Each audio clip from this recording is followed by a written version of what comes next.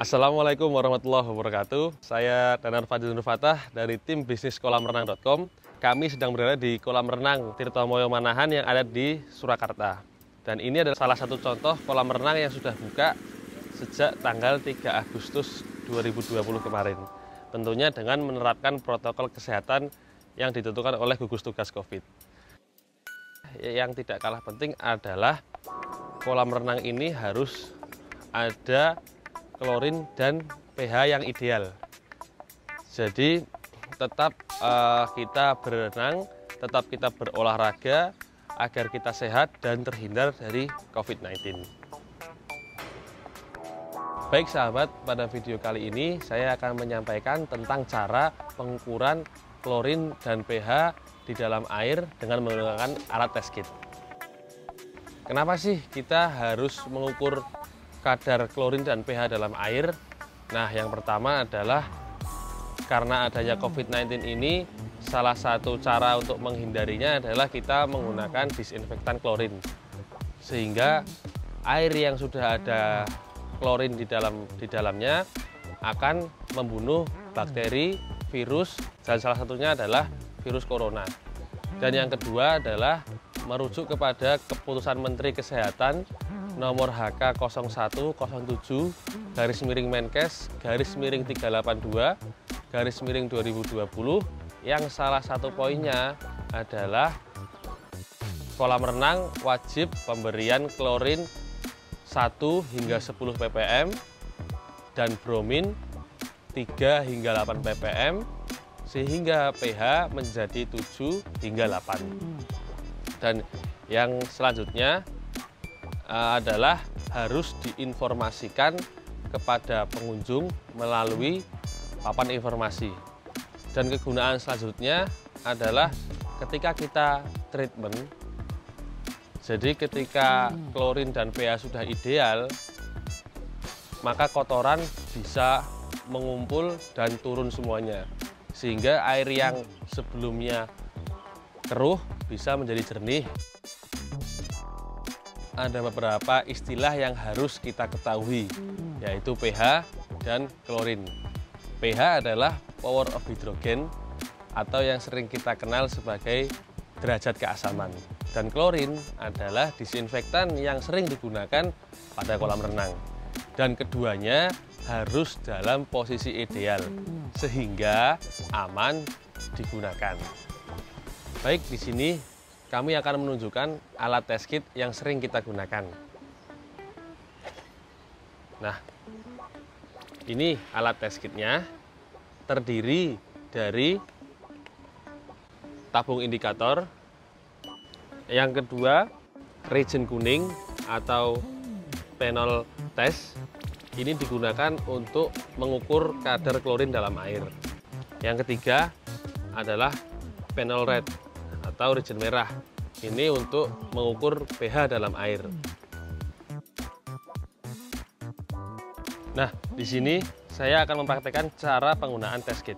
Yang pertama adalah kita buka dulu kedua tutupnya, lalu kita isi dengan air yang akan kita tes.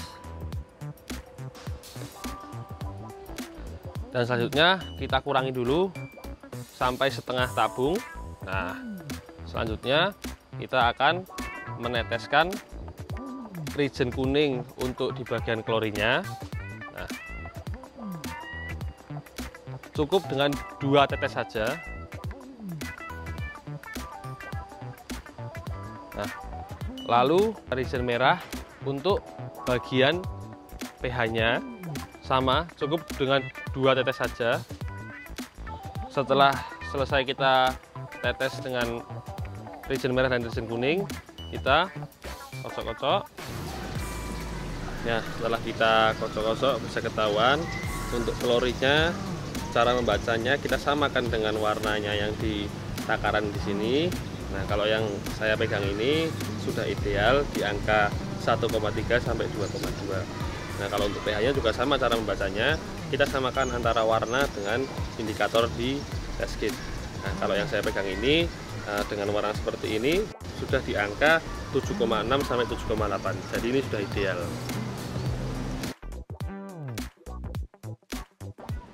Baik, di sini kita akan membandingkan beberapa sampel air yang sudah kita ambil dengan menggunakan test kit. Ada sampel A, ada sampel B, dan ada sampel C. Nah, langsung saja. Yang pertama kita langsung ke sampel A. Caranya sama seperti tadi, sahabat. Jadi kita tuangkan dulu sampel airnya ke dalam test kit. Nah, lalu kita kurangi setengah.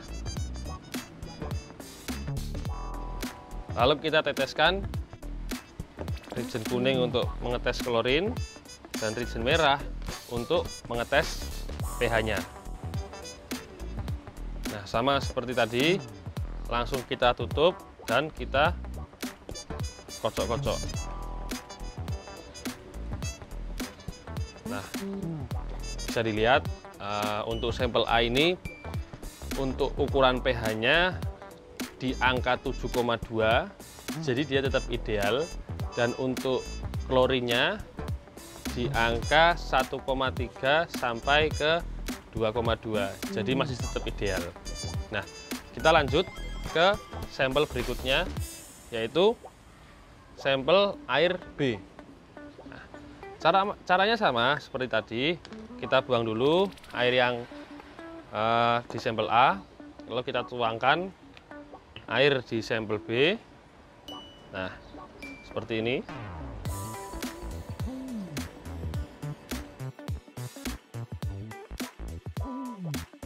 Lalu kita teteskan reagennya. Jadi reagen kuning untuk ke klorin, reagen merah ke pH. Nah, lalu kita tutup dan kita kocok-kocok. Nah, dilihat hasilnya. Untuk warna seperti ini memang tidak ada di dalam indikator test kit. Jadi yang pertama pH-nya itu warna ungu. Kalau warna ungu berarti pH-nya itu di atas ideal. Jadi di atas 8,2. Jadi terlalu tinggi pH-nya. Dan untuk yang klorinnya, karena ini berwarna kuning agak kemerah-merahan, nah ini di atas juga sama, di atas ideal. Jadi di atas 6,5 atau 3,0. Jadi seperti itu. Nah, lanjut kita ke sampel C. Kita buang dulu. Caranya juga sama, kita tuangkan dulu ke test kit. Lalu kita kurangi setengah. Lalu kita teteskan reagen merah untuk ke pH-nya.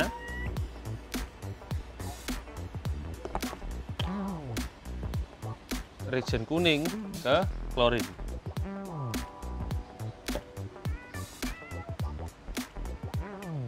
Lalu kita gosok. Nah, kalau kasusnya seperti ini, untuk pH-nya di warna kuning, berarti pH itu terlalu rendah. Jadi di bawahnya ideal. Bahkan di bawahnya lagi. Jadi di bawah angka 6,8. Nah, tapi kalau untuk klorinnya sudah berwarna kuning ini di angka 1 sampai 3. Jadi ini masih ideal. Jadi seperti itu cara membacanya dan perbandingan-perbandingan antara botol A, B, dan C. Nah, jadi dari hasil test kit tadi kita bisa menyimpulkan bahwa untuk sampel A ini sudah ideal. Jadi dari klorinnya dan pH juga sudah ideal. Nah, jadi kegunaannya ketika kita treatment atau kita proses penjernihan air, kita bisa langsung memasukkan obat selanjutnya untuk menurunkan kotoran karena sudah ideal semua. Nah, kalau untuk dari sisi kesehatannya ini juga sudah aman dan terhindar dari COVID-19. Nah, terus untuk sampel berikutnya, sampel B, ini tadi dengan kesimpulan klorin tinggi juga pH tinggi, ini berakibat yang pertama kalau klorinnya tinggi itu akan keramik-keramik di kolam renang cepat rusak, dan juga besi-besi stainless yang ada di kolam renang cepat berkarat. Dan untuk kesehatan sendiri, kalau klorinnya tinggi akan menyebabkan iritasi kulit, iritasi mata, hidung juga. Nah, jadi tidak aman untuk berenang. Nah, kalau untuk segi pH-nya ini terlalu tinggi, ini akan menyebabkan air cepat keruh, dan yang kedua merusak filter kolam renang karena ada penyumbatan, dan yang ketiga fungsi klorin sebagai disinfektan kurang bekerja secara optimal, jadi perlu diturunkan lagi. Nah, untuk selanjutnya yang sampel C. Untuk sampel C sendiri klorinnya sudah bagus, tapi untuk pH-nya kurang. Jadi ketika untuk proses treatment, nanti setelah kita masukkan obat yang terakhir yaitu PAC, otomatis kotoran tidak mau turun karena pH-nya masih kurang. Perlu ditambahkan obat-obatannya untuk menambahkan pH tersebut.